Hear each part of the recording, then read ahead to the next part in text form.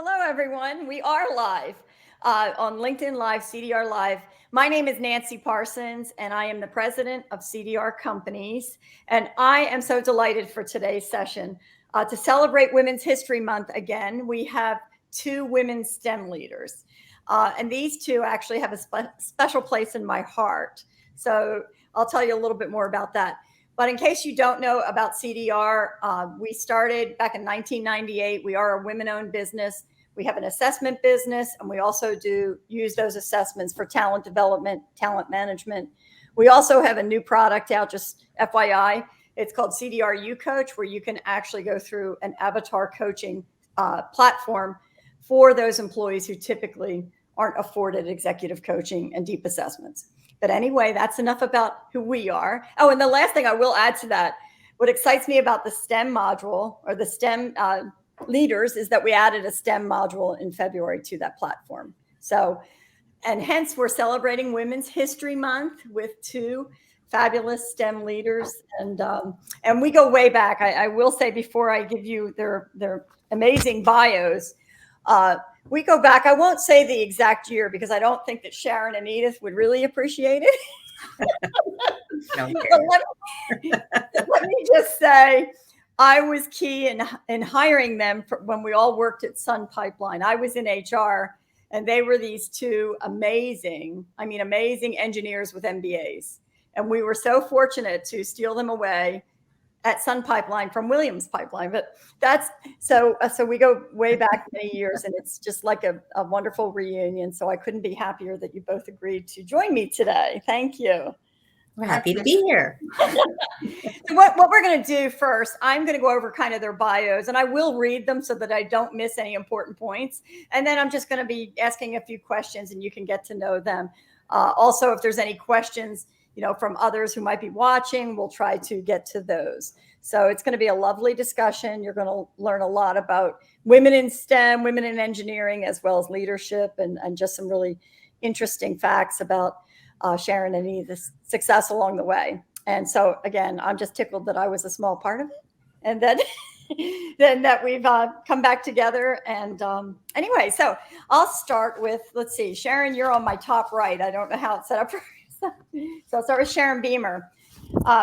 With more than 20 years of experience in the energy industry, Sharon began her career at the Williams Companies as a project engineer, moving through various roles of responsibility at both Sun Oil, Delhi Gas Pipeline, and vice president of DCP Midstream.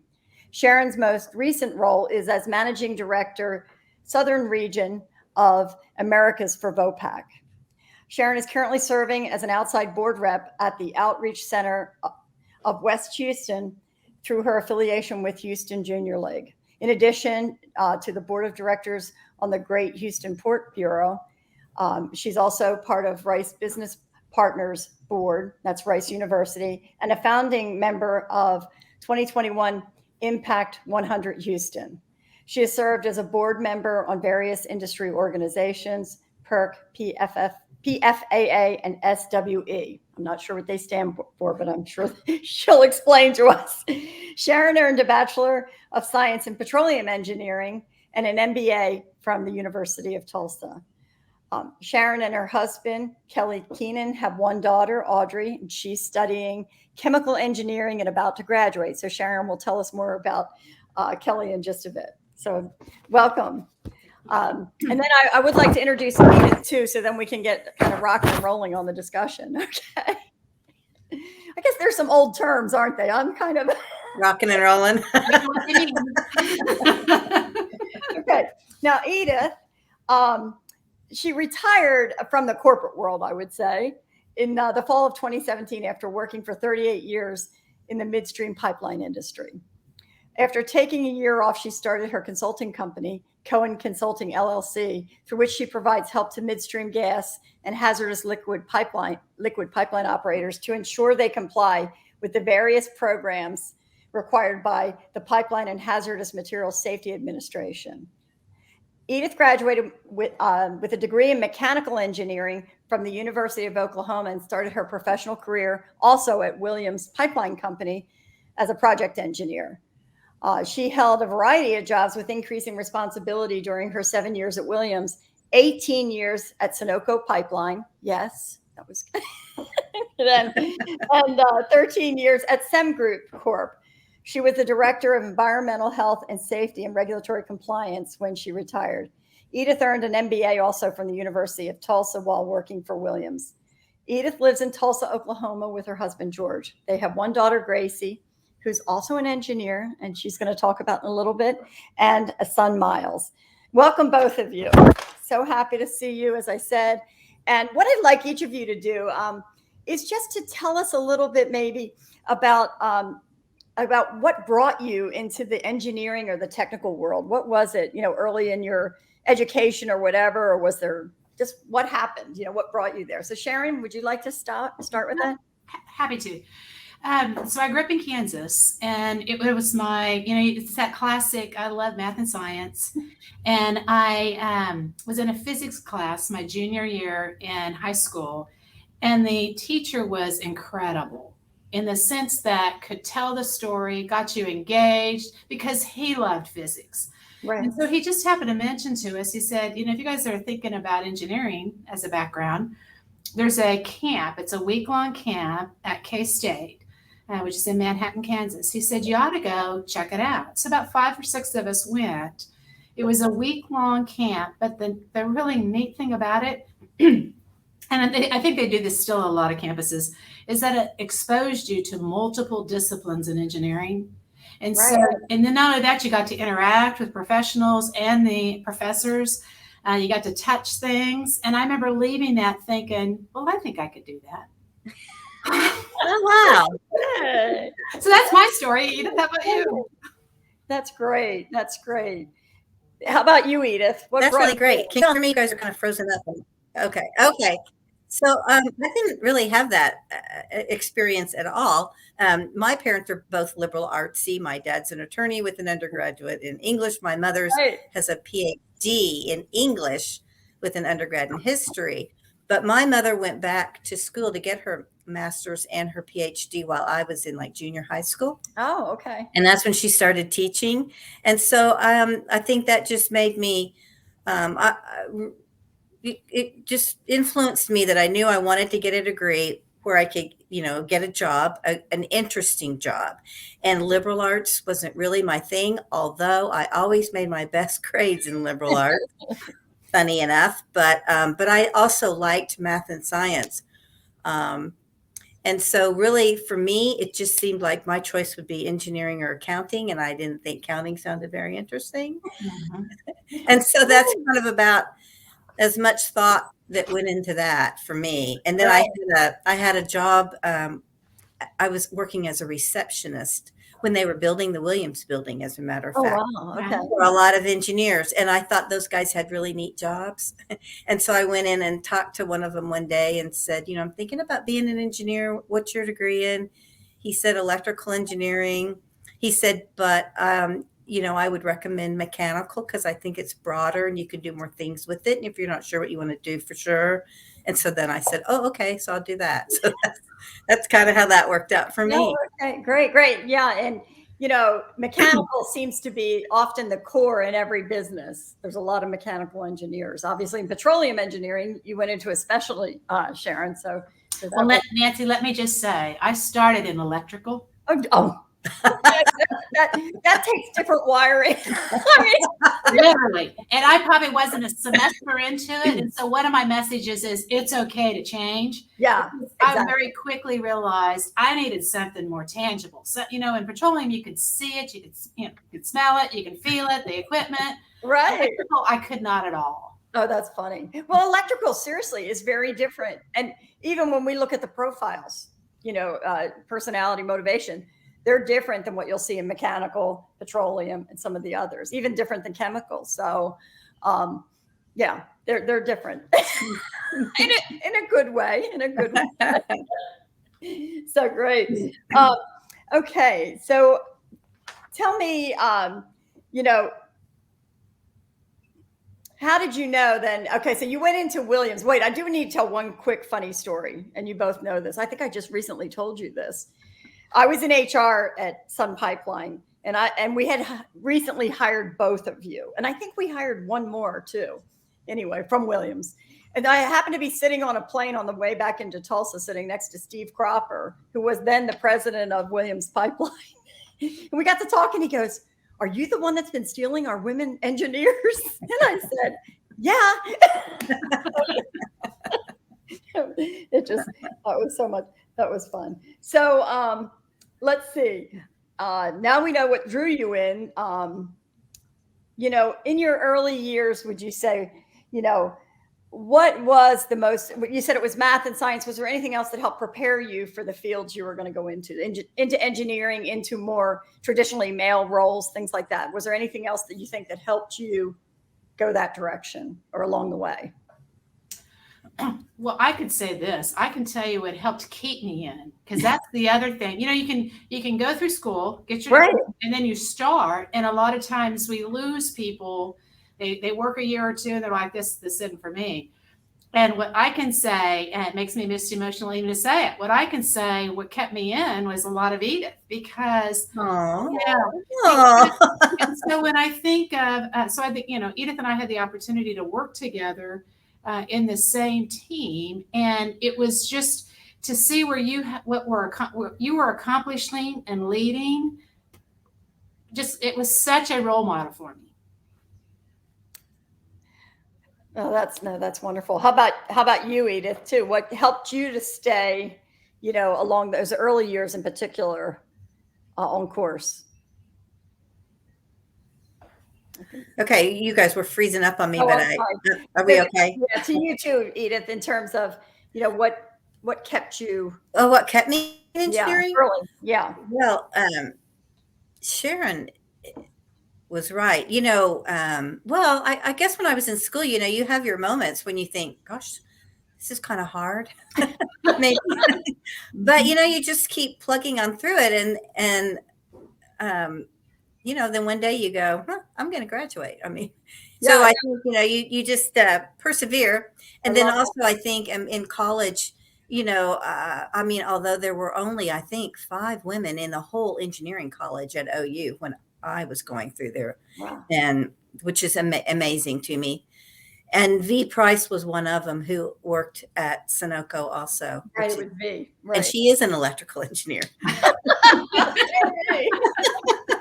But anyway, I just think, when I was in college, my male counterparts, I didn't feel like I got treated any differently. And I didn't think, I didn't feel particularly weird about going to the engineering classes. But then, I don't know if you hit on that. When we were at Williams, we had this wonderful boss, John Potter, who just recently passed away. But he treated us just like any other, our male counterparts. He didn't see us any differently, certainly didn't act like he did. And so I think, and then also when we were at Williams, they wanted to have the state-of-the-art pipeline.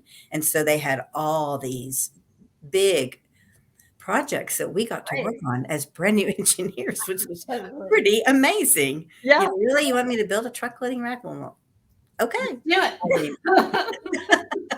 No, that's great. That's great. So we were lucky that we got the things that we got to work on. Yeah. And that foundation, Edith, that you're talking about, that created, I think is what helped also for success, because your expectation was everything is going to be like that.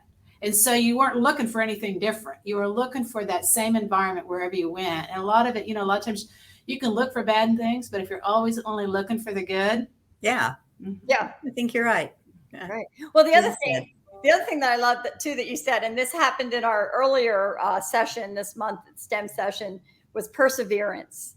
That when you go into these programs and they're tough, math, science, whatever, understand some of the courses are going to be tough, but you persevere. You just keep going. They're not all going to be roses. Not every class is going to be. I remember I have two of my kids are engineers, and I just remember the one that they actually took at a junior college because it was so rough at the university was organic chemistry. Mm-hmm. I don't know, but yeah, so great. Now, so tell me, I mean, you alluded to this a little bit. Tell me about the value of networking throughout your career, both with women and men. How has that helped you? Do you think from the beginning to now? I know that's kind of a big question, but really, talk about networking and professional groups and, alliances. How does that work for you? Has that helped you a lot? And what recommendations maybe do you have for STEM people and other professionals?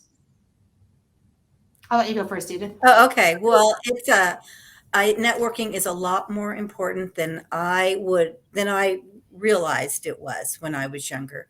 I probably wouldn't have said that I thought it was particularly important, but it is. It's very important. When I look back on my career, I just think about, I was at Williams, for 7 years. And why did I leave? Well, because I had several people tell me that they were looking for a mechanical engineer at Sunoco, and they thought I should apply for that job. And I thought, well, gosh, if all these people are telling me that, but so they knew me, and I did apply for the job, and I, ended up over there. And then when I switched career or companies again, left Sunoco and went to SEM Group, again, it's people that knew me saying, hey, have you heard about this company called SEM Group? Maybe you should apply for a job there. I wasn't familiar with them, but I did. And I looked at the profile of the company, and I saw, a man. I was just like, oh, he was head of our business development group at Sunoco. Here he is. He's president of that pipeline. I didn't know that.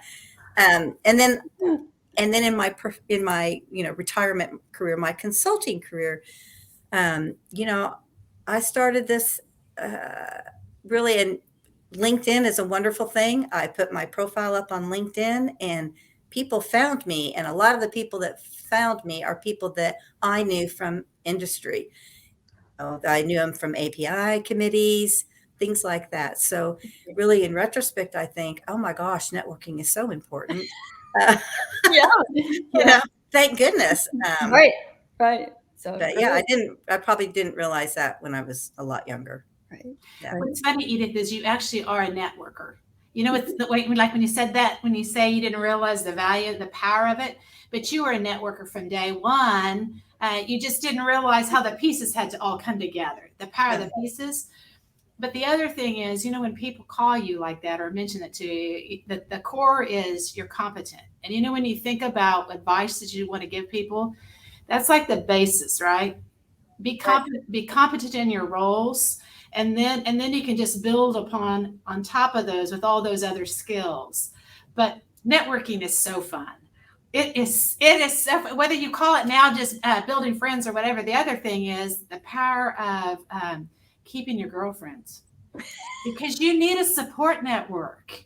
Yes, that's true. That is true. You need a support network all the way through your whole career. And so what's interesting is that I landed at Sun actually, because Edith, I think probably Nancy, maybe you mentioned to Edith, is anybody looking for some roles? And when Edith called, it was like, well, of course I'll come. To get to work with you again, of course I'll come. I've been involved in a lot of different organizations. From the SWE is Society of Women Engineers, incredible foundation for developing and building leadership skills, because it gives people the opportunity to lead various committees. That would be the other thing I'd say is when you get involved, get involved. Right.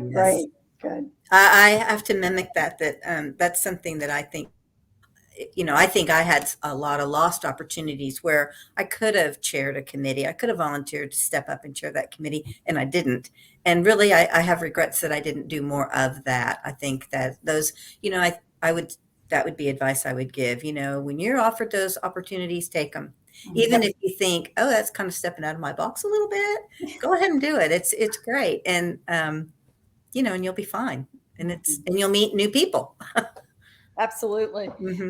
One other thing I wanted to mention too, again, a little bit of a personal outtake on this, was that with Edith, some of you may have read my book, Women Are Creating the Glass Ceiling and Have the Power to End It. And it was a research-based book on what's causing the glass ceiling. And I went back to some of the stories in my life in HR, and just speaking about how tough it is sometimes for women entering some of these non-traditional roles. When we saw Edith was first, of course, she had tremendous credentials and experience coming to Sun Pipeline, but I nearly had to wrestle the men on the hiring team to give her a chance. That And finally, one of the questions I just told Edith for the first time a couple of weeks ago, one of the questions I remember them saying to me was, yeah, I see she's got the MBA, she's got the pipeline experience, the terminal experience, the engineering degree, but she's never worked for us before. And I'm like, so we were comparing the internal candidates, but anyway, in the end, she was made the offer, but it wasn't necessarily easy back then, right? And I'm not like blaming men at the time. It was something they weren't accustomed to, but they came along nicely, so it worked out really well. But I just found that. But she is the Edith in my book, in case you were wondering. Which is behind you in your bookshelf. Oh, that's right. Yes. Oh, it's over here. That's right. The other side, yes. So, and one other point about Sharon too, we just reconnected in the last few years because I saw she had won some wonderful award for the Woman Executive of the Year for the Houston Business Journal. And I opened it and I said, that's Sharon Beemer. So anyway, it's just been a lot of fun, and we reconnected, and I've actually become girlfriends again with her. So that's been fun. And Edith always. So anyway, so we'll get back to business. So if I want to get back to business, what have you enjoyed? You've both had a lot of different leadership roles. So tell us, what have you enjoyed about that? What's worked for you? Maybe what are some of your strengths? And then second to that, you might say, what's been a little tougher too? Because we all have things that we love, we're good at, and some things that can be more challenging. Can you talk about that? And I'll let you pick the order. I mean, I can go, I kind of look at my life kind of in buckets of time. And so when I started out as in engineering, and I worked in engineering for a while, and I loved project engineering and making things work. Right. Then when I moved into the commercial arena, then I realized, wow, I like making money for the company. I like this. I like, taking the foundation and then making money. And then when you began running organizations, there were various lines of business for companies. It was kind of like you put it all together. But the absolute most rewarding thing for me is when you see somebody that whether you've mentored or you've influenced and you see them be successful in something. So it was like that last role when it all pulled together and you see people shine. Oh, yeah. That was like the most, it's like a proud moment. Oh, that's so good. Yeah. We can come back to the challenges. Let's do all the, okay. That was great. So, how about you? Yeah. Well, I think in my career, I've been really, really fortunate that I have really honestly loved every job I've ever had, which has been so lucky. And at Sunoco, when probably the job I really enjoyed the most was when I was a district manager over a field, geographic area. I loved that.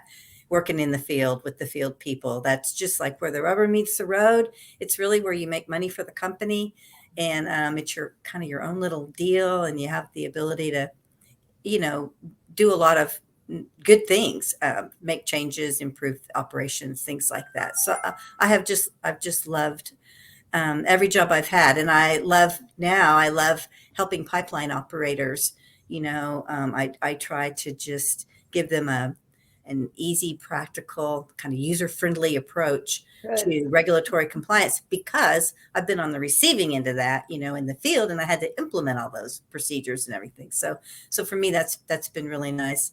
And I just, I guess it's just really great working with people. And I kind of like to let people do their own thing. Really, I try to have more of a hands-off approach was more of my management style. Right. Great. Because that's how I wanted to be managed. Yeah. Exactly. Do my own thing. Everybody has a million different ways to accomplish the same deal. So let them do it their way. Exactly. That's great. Okay. So now what have you found to be more challenging in leadership, or, obstacles or challenging to you in your leadership? Well, and I can go from, I don't know if it's necessarily leadership. It's more of what I recognized early on. Edith, your mom has PhD in English. I was not strong in English. So what I would have a tendency to do, when you'd get in meetings, breakout meetings, executive meetings, whatever they were, and you'd break into teams, and they'd say, hey, we need a facilitator. Right. And so early on in my career, I found myself, my hands were always down. I wasn't volunteering to be the facilitator, but the basis of it has to do with when you'd have to go to the boards, the whiteboards, and write on them if I was going to spell a word wrong. Well, but the value of being that facilitator, is huge, because exactly, you're presenting the ideas. You can present them however you want to present them. You get to know everybody on your team. But for many, many years, I shied away from it until I realized you can use abbreviations. Nobody knows. Oh, that's great. That's a good story. That's funny. So how about you, Edith? What was your kind of Achilles heel, or, rough, tougher areas to address, or something of that nature? No, that's kind of a tough one. I can't think of anything just horrible, but I mean, sometimes you have employees where, I do like because I do like people just to kind of take it and run with it. Right.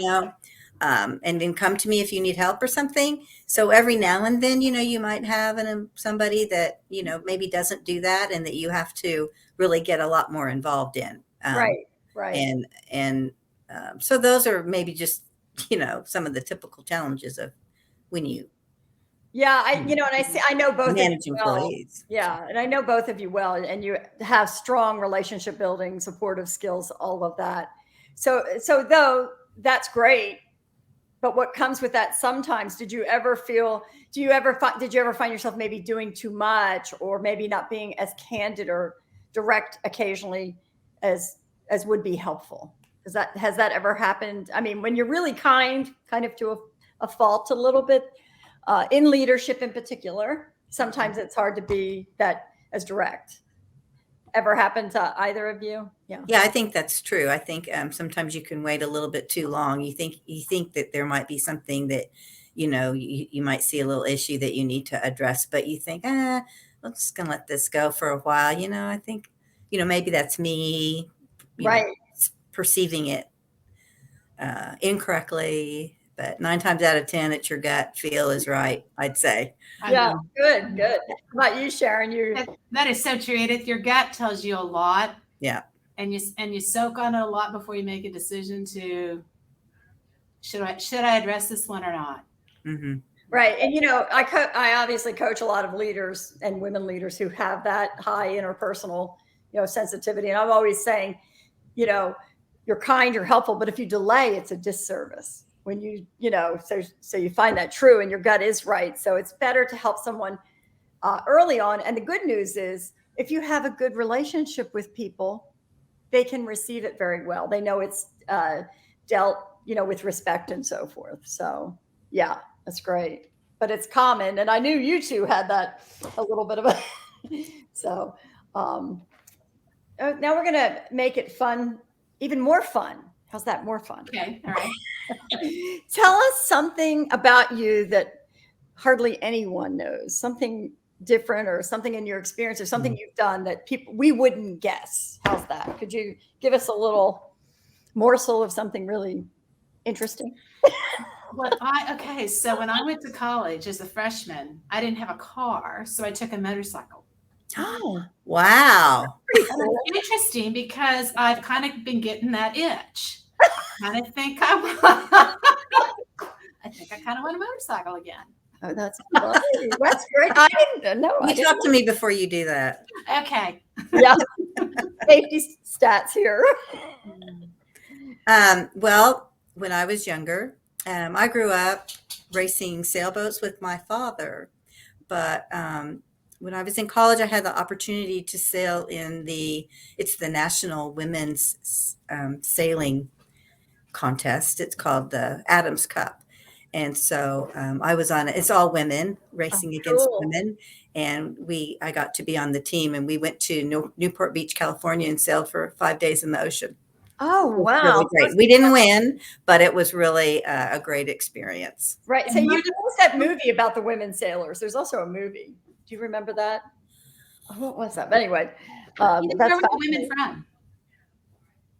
Well, I sailed with a group of women from Oklahoma because we raised the country's divided into like 5 areas, and we won in our area. And so then the winners from each area go to and compete nationally. So that's what we did. That's very cool. Yeah. Yeah, it was great. Great, great. It's Do you fun. have pictures from it? You need to share the pictures. I do have some pictures. I look like I'm 10 or something, I think. We all did at one point. You know? Yeah. You look great. Hmm. Let's switch gears again and just give us a little bit about your daughters. I'm so excited they both went into engineering. So if you will talk just a little bit, brag on your daughters, that would be wonderful. You go ahead, Edith. Okay, well, so my daughter is Gracie, and so she has a degree in mechanical engineering, and she also has an MBA. And she went to school at Oklahoma State University, and she graduated, I guess it's been 5 years ago. And she works at Magellan Pipeline for the same pipeline assets that Sharon and I both worked for. I thought about that. It's the refined products pipeline system that we both worked for. Isn't that amazing? And so she's a supervisor in the integrity management department. So does she see your name on some of the drawings? I said eventually you're going to run across some drawings that's going to have my name on it. Now, were they assets at Williams or Son? What? Where were the assets acquired from? Where did you work? Oh no, they were Williams assets. They were the refined. Okay. Yeah, they were the refined product. Oh, that's great. And Magellan bottom. So yeah. Awesome. Yeah. So anyway, she loves her job. She, loves her job. Hard worker. Great. Congratulations. You had mentioned that. So our daughter Audrey graduates in May. And what's interesting is I never said, hey, you're studying, some people will say you're studying engineering or nothing else, right? Right. I never said that to her. And one day she said, well, Mom, I didn't have any choice. I said, what do you mean? I never said that. And she said, no, you didn't. You never said it to me. She said, but when you're on the phone doing all, because I love to mentor people. When you're on the phone talking to people and mentoring people, you would always say, engineering is an incredible foundation. You can do anything after you study engineering because it teaches you how to, it's problem solving. Problem solving. Right, I said, you can go be a doctor, you can go be an attorney, you can own a business. And so she was like, that's all you ever said. So it was like, I didn't have any choice. And I'm thinking, so the power of what you say is so important. That's right. Yeah, that's amazing. Gracie's just a lot like me. She just, didn't want to do liberal arts. Right. She liked math and science. So yeah. So I'll jump in with my oldest daughter, Katie. You met Katie many years ago when she was small, but she also went into engineering. But it was a real shock to us because she's highly sociable, outgoing, all this. She was very good in math and science, but when she came home and said she wanted to be a chemical engineer, I'm like, my mouth dropped. And I said, you want to be what? And she goes, but it was her chemistry teacher who influenced her and her math teacher that she should go into this. It really didn't come from Bill and I. So we were, we were pleasantly surprised. And then the other funny story there was she went to what was the University of Missouri-Rolla back then. Mm-hmm. It's now, I think, Missouri Technical University. But anyway, she, her friend, and she played soccer, her friend said to her, well, there's a lot of men out there at that UMR, right? She goes, the odds are good, but the goods are odd. Sorry. Just a women in engineering story. I thought that was hysterical. Anyway, didn't have a lot to do with this. But that's pretty funny, though. She did not marry somebody from that school. I will let you know. She's married with 3 kids. And I remember one time I was working in a refinery just for a summer job.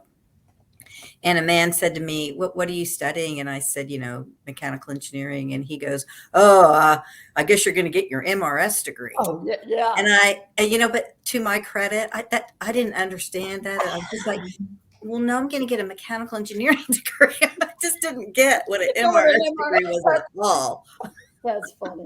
That's hysterical. So great. Well, it was interesting to watch as Audrey went through school, and I don't know if you saw the same thing, Gracie, is that when Audrey went through school, I think there were a lot of times she had the same, that same struggle. Wow, this is, got to be resilient, got to have that grit. But it was when she had an incredible summer internship Yep. that I think helped her then all of a sudden that same concept of, well, I'm almost done and I think I can do this. Exactly. Yeah, I think I understand this. I wasn't just taking tests. I actually kind of think I got this. Yeah. Yep. Yeah. And even with Katie, you talked about the English and all that, like you, Sharon. She didn't like any of that. And her worst class really was funny because I'm in the business of psychology, right? That was her worst class. She goes, how do you do all that gray stuff? You can't come to an answer. I know. There is some comfort in the right answer, right? Right. So she definitely had that, engineering brain to not like the imprecise, if you will. So anyway, great.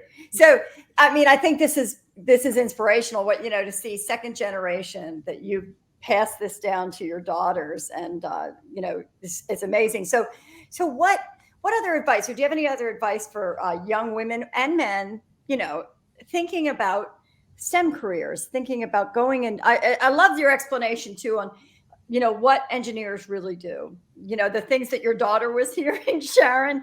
And there's think about it this way. We see a lot of people gifted with STEM profiles and they don't know it. And they don't know it too, because maybe their teachers didn't see it, or their parents have a whole different background, maybe not engineering, not technical. So what advice do you have for young people thinking about engineering or STEM fields?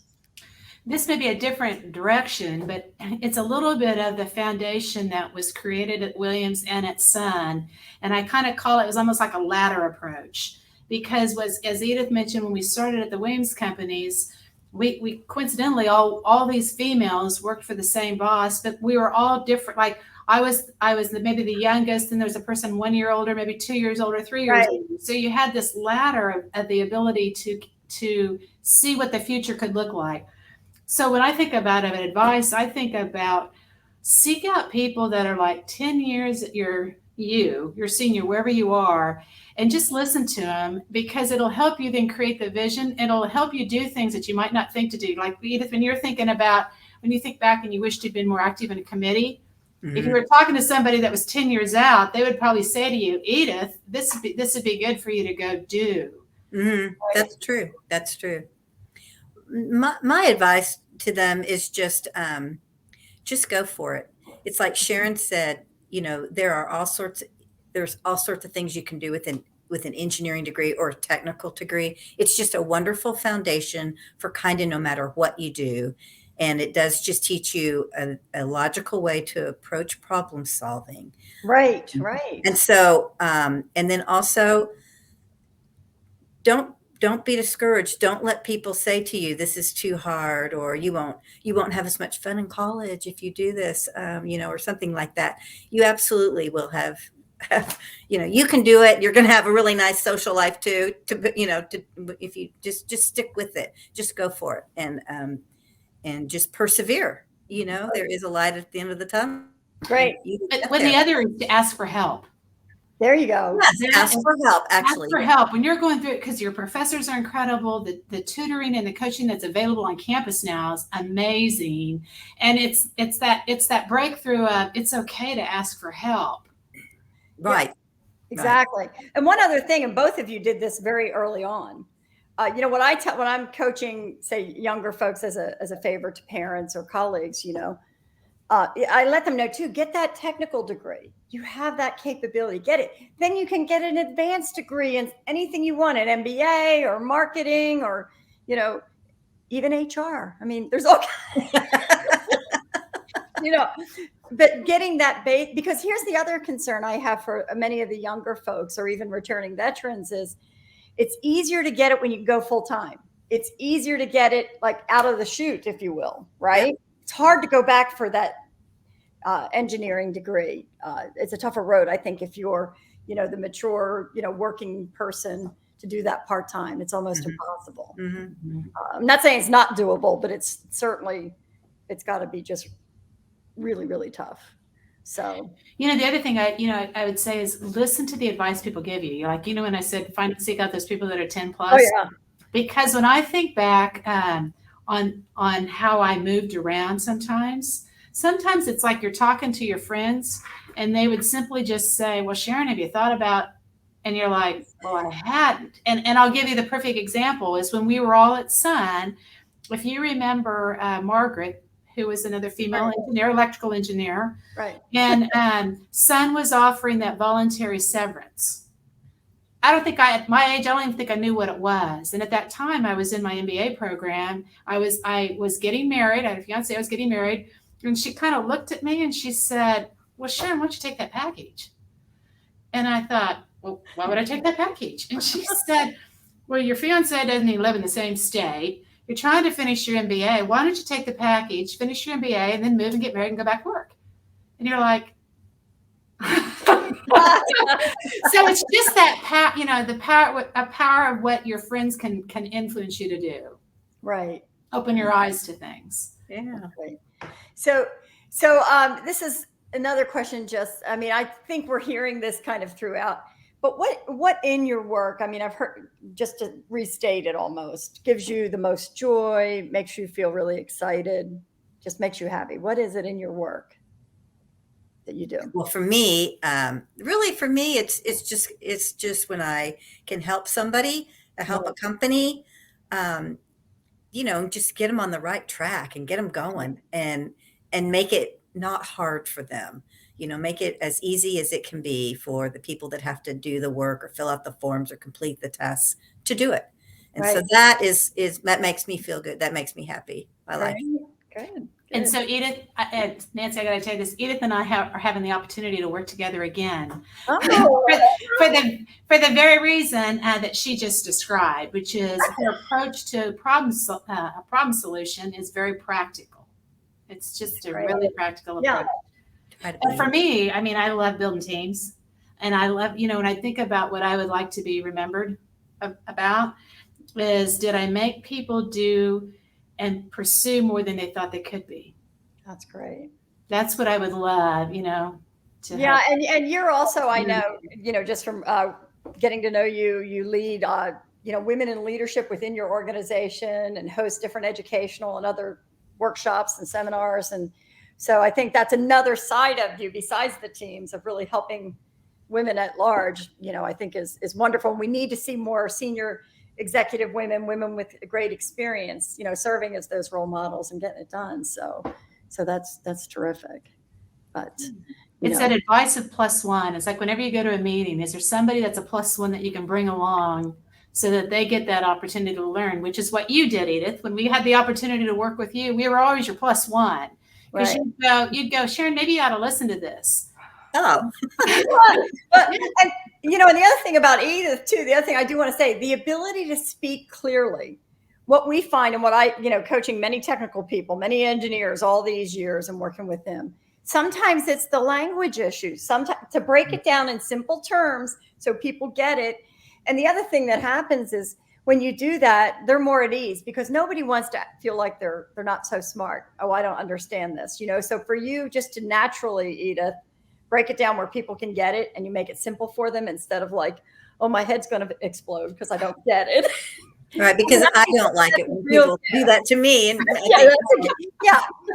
I don't get this. Simple for people. Well, Edith, that's another great skill you have, just right there. You have a skill of when people are going down that path and you're like, this is not making any sense. You would always say, in a very, very humble way, you'd go, listen, that didn't make any sense. Can we try that again? In other words, it's like you would be vulnerable. You would say, I don't get it. I didn't follow everything you just said. And it's good to see that role model do that. Absolutely. Being humble. I think that ability to ask questions and say, just what you said, I don't get it. What are you talking about? Mm-hmm. Yeah, that is important. Asking the right questions, being not afraid, to ask those tough questions. Because what I'm saying is a lot of people freeze. They don't want to look foolish or they don't want to look like they're not getting it. So they hold back and then everybody suffers. So that is I would say that's a little bit more rare of a gift that we see sometimes, especially with highly technical people. Not that I'm making fun of technical people. Okay. I'm not. If I don't get to pick on engineers just a little bit, right? I'm sorry. I love engineers. I'm just kidding. But no, it's great. Both have amazing skills. So, you did talk about, your legacy in terms of Sharon, help people understanding that you've really, developed wonderful teams and helped people move where they didn't know they could go. Anything else in terms of your legacy and leadership, or, or the work you're doing now? Well, it would have been early 2020 at the beginning of COVID. I was actually impacted in a workforce reduction. Right. And it was amazing. It's almost like you had your own funeral. And what I mean by that is, when you pass, after you're gone, people have the nicest things to say about you, right? Yeah. But I know that was kind of an extreme comparison, but I'm telling you that the notes and the comments and the support that you got through that process, right? It was reassurance of, okay, I was on the right. I was making a difference, and it was impactful. Yeah. Mm-hmm. Yeah, that's great. No, you're right, because you have a chance to pull back and all of that. But I also, one other thing I might say, look how you came through that process. Nothing's the end or earth shattering, right? Even when our certain jobs or companies, whatever, it's opening other doors. And for you, obviously, many doors were open. So the whole thing is telling people what you want to do, because people want to help. Absolutely. You got to say it. And sometimes you don't want to say it. Good. No, that's right. People do want to help. Mm-hmm. They do. If somebody tells you they're looking for something. Even in like career coaching, that's one of the things we emphasize. You've got to ask people for help. They want to help, and helping people to ask what kind of questions to ask that they don't feel uncomfortable. Mm-hmm. But people genuinely, I find, always want to help. So you're right there, definitely. Edith, how about you? Legacy? Well, actually, my legacy, I would just want people to, I would just want to be remembered as a nice person. That's fun. Who worked hard. I hope people would think that I'm open-minded, very open to different ideas, and just that I help and helped people. Great. Now, I didn't ask you this, but I want to. Another question, though. What's next? So I know, and I'm not trying to push you out of what you're doing now. You're going to continue to do this for some period of time, and then are you looking to work in volunteer boards, other board? What do you see in your future? Just kind of share with us. What's ahead? What's ahead? I plan to keep doing what I'm doing as long as I, enjoy it. So I think I am enjoying it a lot. This is like a perfect work-life balance for me. So I really like it.